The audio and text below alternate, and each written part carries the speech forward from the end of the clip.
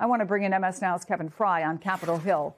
Tyler Pager is New York Times White House correspondent and former Democratic Congresswoman Jane Harman from California, who was ranking member on the House Intelligence Committee and is president emerita of the Woodrow Wilson International Center for Scholars. I want to go straight to you, Kevin. Where's that vote stand right now? Right. So as we're watching right now, and you'll have the latest and greatest on the screen, I'm sure, is that we're only seeing one Republican currently voting in support of this. That would be notably one less than the last go-around. Democrats, though, are much more in line. There were 4 Democrats that voted against this the last go-around about a month ago.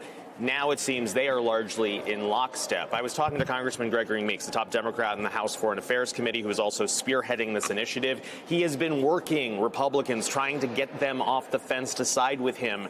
But clearly that does not seem to be playing out. We're still watching a few more Republicans to see how exactly they will cast their ballots. The debate on this resolution got incredibly heated. And quite frankly, lawmakers were throwing punches at each other over exactly what the future of this fight should look like, questioning each other's patriotism. Here is some of that. Politics. Everything that my colleague just talked about, his hypocritical remarks about we need to do these things, it's all politics. My Democrat colleagues are not paying attention to national security at all. I never challenged the gentleman's patriotism to this country. He better never challenge my patriotism to this country. To think that he has a privilege to do that, no. There's no one that has more patriotism. I have family members who lost their lives for this country. I'm here because of my patriotism. And that continued in various states for the better part of an hour. Now, one of the things to level set here when it comes to this is even if this were to pass, which at this point, unless there's some last-minute changes in the vote, it seems likely that it's going to squeak by in the losing column. This would not have, of course, gotten through the Senate in short order. It just failed a similar resolution just yesterday there. And obviously the president could veto this. And in no chamber have we seen anything close to resembling a veto-proof majority. And so this fight conversation will continue likely for at least the next 2 weeks. That's when we see the War Powers Act of 1973, kind of a deadline for when Congress may need to step in. And some Republicans are telling us that that could be the deadline that might actually force them to the table. A lot of them are hoping, of course, this will be over by then, but you can debate whether or not there's any chance of that. All right. So while the political world was watching that, Tyler, the president just announced on Truth Social that Israel and Lebanon have agreed to a 10-day ceasefire to go into effect today. What do we know about that? Yeah, we know that the president, as you're showing the truth on screen, had conversations with both Bibi Netanyahu and the president of Lebanon separately this morning to try to get this ceasefire in place. I think obviously you have to put this in the broader context here, which is that this is a key linchpin in part of the larger effort to secure a peace deal or at least an end of the conflict with Iran.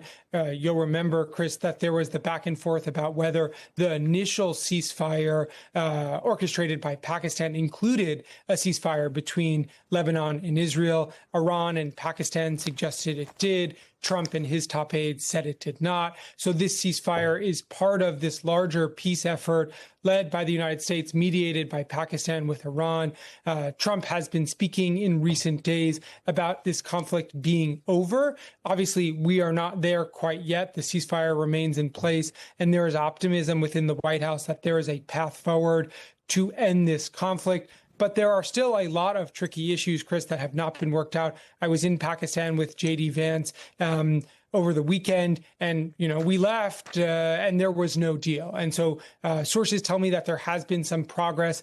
The people in the White House do see the Iranians making some concessions that the U.S. has said are very important. But there are a lot of long-term issues not yet resolved. And so we'll see in the next day or two whether or not there are going to be another round of negotiations in person in Islamabad led by Vice President Vance. But this is all part of that larger effort at play.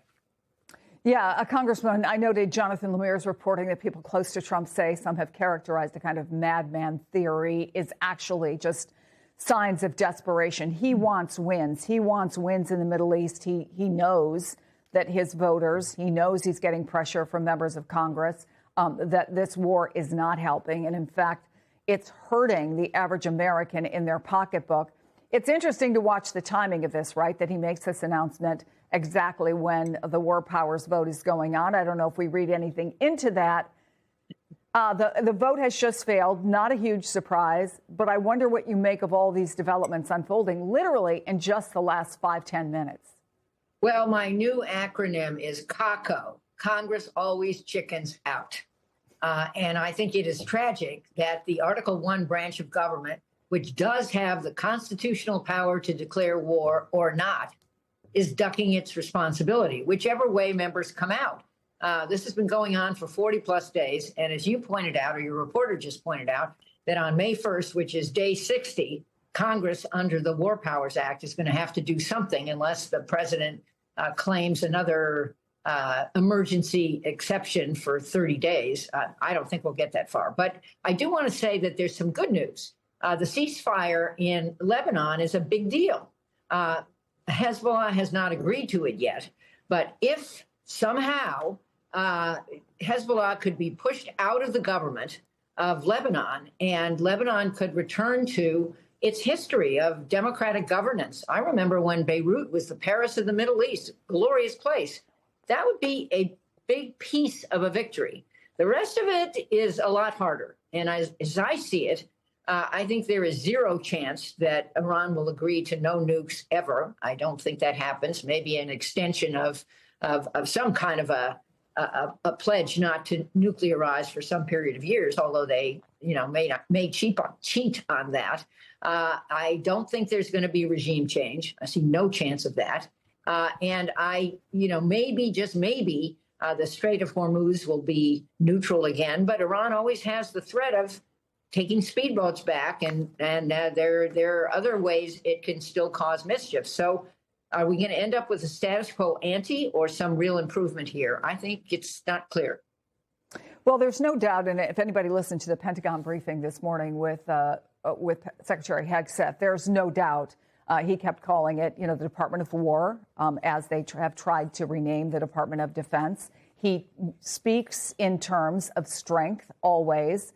So at the same time, all these negotiations are going on about the war in Iran. There's new reporting from the Wall Street Journal that the White House is asking automakers and other American manufacturers to play a larger role in weapons production. Secretary Hegseth said he wants them on a wartime footing on top of the $1.5 trillion military budget they're asking for. This is how one Democrat, Becca Valent of Vermont, characterized it all this morning.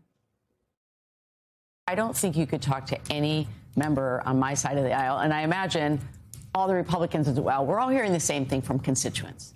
They can't afford to live right now. They can't afford their car payment. They can't afford their mortgage or their rent. They can't afford health care. And so then you have Russ Vought coming before the Budget Committee and essentially saying we need to supersize the Pentagon budget. It's clear that they are not at all interested in helping the American people right now with their day-to-day struggles. So that combination of things, both the request in the budget, but then something that this country has not done since World War II, going to manufacturers to say we need your help in amping up our weapons production. What message does that send, Congresswoman? Well, I chaired recently the Commission on National Defense Strategy, and we pointed out, and it is true, that the defense industrial base is in pathetic shape in the United States. Steps are being taken, and I applaud the Trump administration for doing that.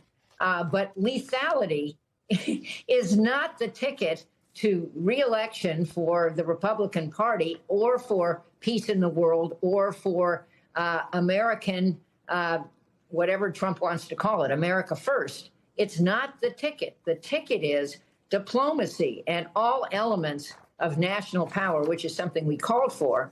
We're shortchanging diplomacy. We're shortchanging any form of aid to third world countries.